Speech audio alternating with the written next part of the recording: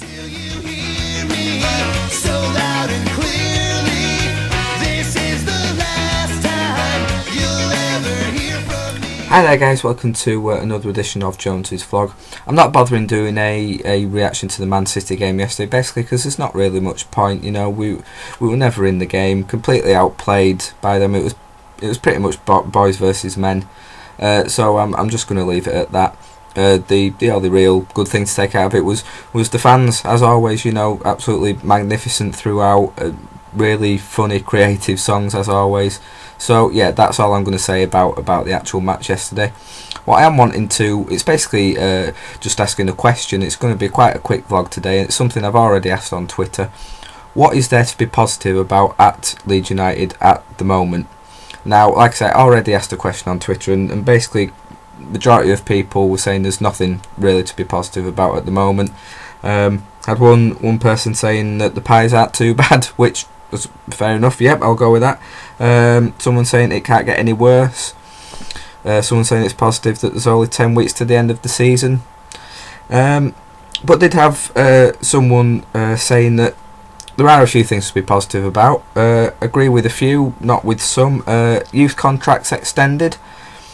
I suppose it is a positive in a way, but we know what football is like in this day and age. Contracts don't really mean much. I mean, it could come to next season, and if a top Premiership club or another club wants one of our youth players and they offer loads of money, then they'll probably go, won't they?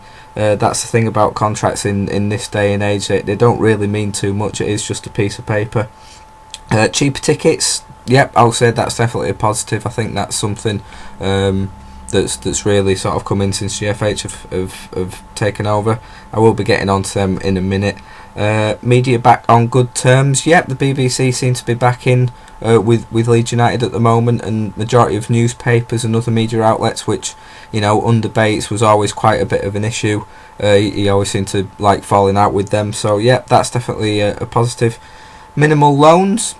Yep, again, I suppose that is a positive. A little bit clutching at straws, but I suppose it, you know, under Bates, that's all we seem to be doing. So we've only had sort of one or two over the past few months, and Bates has 1 foot out of the door, which again, yes, I suppose that is true. But basically, I'm going to do something now that I always hate people doing. And talk about that I've got a source that I was talking to. I do know someone in the media that's quite close to Leeds United, and this is something I don't ever really do because I don't like it, because always you get people saying, can you name the source and everything. It's, you know, if I was to name the source, then I'd start ruining things for them. You know, their relationship will break down, and they won't be able to get the news that they do. Of course, then I'd break my relationship with the source. So, you know, I'm not going to name names here, guys, so before you start asking, it's not going to happen, I'm afraid. Basically, they said about Bates, although he has taken a step back, they believe if there was to be any financial insecurity, if GFH were suddenly to just disappear, or if, you know, someone was to take over and things were to go wrong there, then apparently Bates would step straight back in to his role. And apparently that even means next year, you know, with him being the club president, apparently even if things were to go wrong past this season, he would step straight back in. So, has he got 1 foot out of the door? I don't know. Like, you know, when people, you know, when it was announced that he was going to be club president, that's why people were still annoyed that he was even having anything to do with the club. And if this is true, this rumour, then it just proves that people were right to be worried about that. So that, like I say, maybe is that 1 foot isn't quite out of the door yet.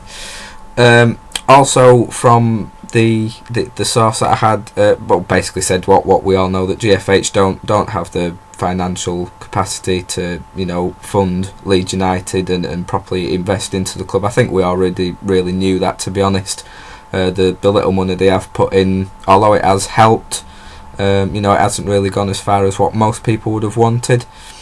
And basically they said that they seem to be quite amateurish in the way they've gone about things. Apparently they just rushed into the job. Apparently David Haig, obviously being a Leeds United fan was quite overexcited about everything, and just kind of jumped at the chance and has jumped in without really properly knowing what was going to what the job was going to entail, how hard it was going to be, what money was actually needed. So of course this is why they're wanting, you know, people to come in and investors to come in. Apparently the offer is still on the table from this Yorkshire-based consortium of the 51%. It's widely believed that probably is going to get accepted at some point, but again, only time will tell on that one. But yes, another thing that was quite disappointing here, obviously it was cancelled last week, the meeting, David Hagan, Salim Patel and GFH, that fans forum thing was cancelled because of apparent bereavement. Now apparently, again according to this source, when one of his colleagues went to meet them the other day, apparently he passed on his condolences, and David Haig seemed sort of surprised by and didn't know what to say, and seemed quite sort of taken aback, and I was like, oh yeah, sorry, yeah, thank you very much, kind of thing. And it just leads to think, is there a bereavement, you know, with how things have been going recently and how the fans have been reacting at matches? Or GFH thought, well, there's going to be too many hard questions here, or if they even intended it to go ahead in the beginning, you know, that tickets were free, so there was no exchanging of money or any problems there.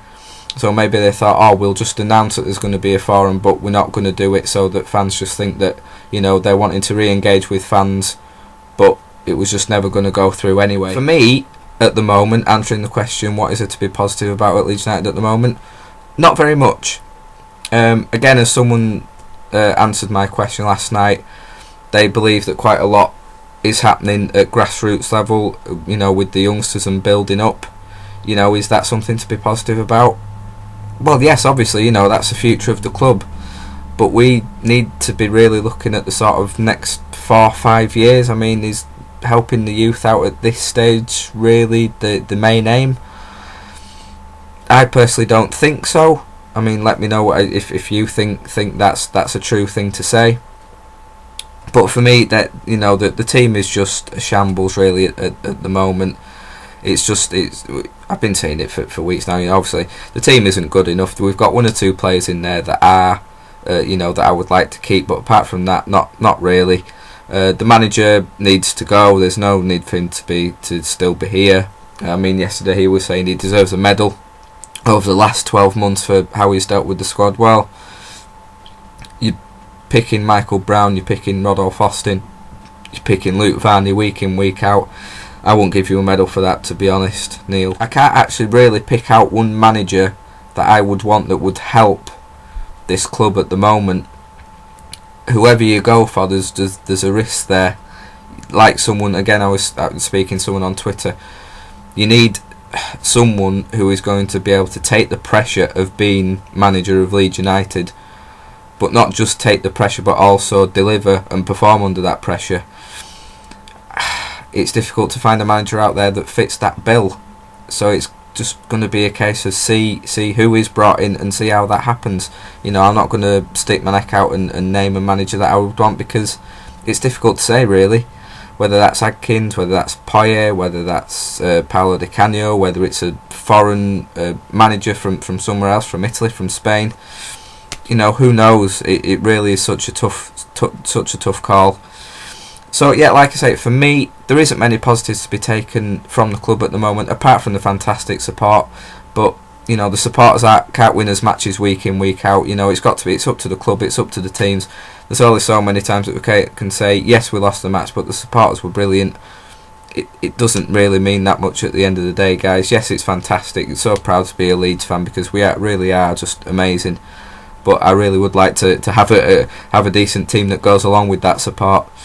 So those are my views. You've heard the views of some other people. I want your views now, guys. Again, in the comment section, or again, get in contact with me on Twitter at ChrisJonesLUFC. Let me know if you think there are positives. Argue the cases that I've put forward and the points that I've put forward. Your views on GFH, if you think they're the real deal, if you think they're the ones that can really save us, or if you want someone else to come in and buy the club off them. your thoughts on new managers, your thoughts on the team, on the youth contracts and so on and so forth, everything I've mentioned. Just let me know, guys, and thank you for watching, and I will speak to you very soon.